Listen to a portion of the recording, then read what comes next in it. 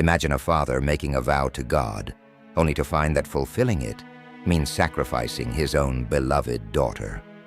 This is the tragic story of Jephthah's daughter, a tale so shocking and heartbreaking that it continues to stir debates among scholars and believers alike. But before we delve into this somber narrative, please take a moment to like, subscribe, and hit the notification bell to support our work, and ensure you don't miss more captivating stories from the Bible. Jephthah was a mighty warrior in ancient Israel, a man of valor but also of lowly birth. He was the son of a harlot, and his half-brothers drove him away, denying him an inheritance. But when the Ammonites waged war against Israel, the elders of Gilead turned to Jephthah, begging him to lead them into battle. Jephthah agreed, but not without first making a vow to God, an oath that would set the stage for an unimaginable tragedy. He promised that if God granted him victory, he would sacrifice the first thing that greeted him upon his return home.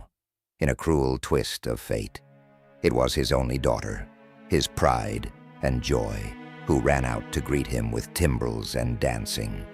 Jephthah was devastated, but bound by his vow. He saw no way out. He gave her 2 months to mourn her fate with her friends, and then, according to the account, he fulfilled his vow. Now here's where the story takes a controversial turn. Did Jephthah really sacrifice his daughter? Or was there another less literal interpretation of the text? Some scholars argue that she was dedicated to a life of perpetual virginity in service to the Lord, a living sacrifice, if you will. Others believe the text is clear and that Jephthah did, in fact, offer her as a burnt offering, which raises troubling questions about the nature of vows and the expectations placed on those who make them. Was Jephthah's act a fulfillment of faith, or a tragic example of misguided zeal?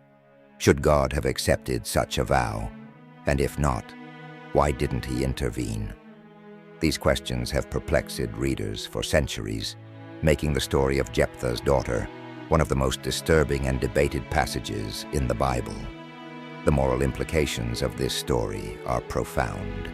It forces us to confront the dark side of vows and oaths, particularly when made in haste or under duress. Jephthah's story serves as a stark reminder of the dangers of making promises to God without fully considering the consequences. It also highlights the tragic consequences of a patriarchal society where a daughter's life could be so readily sacrificed for the sake of a vow. Moreover, it raises the uncomfortable question of human sacrifice in the Bible.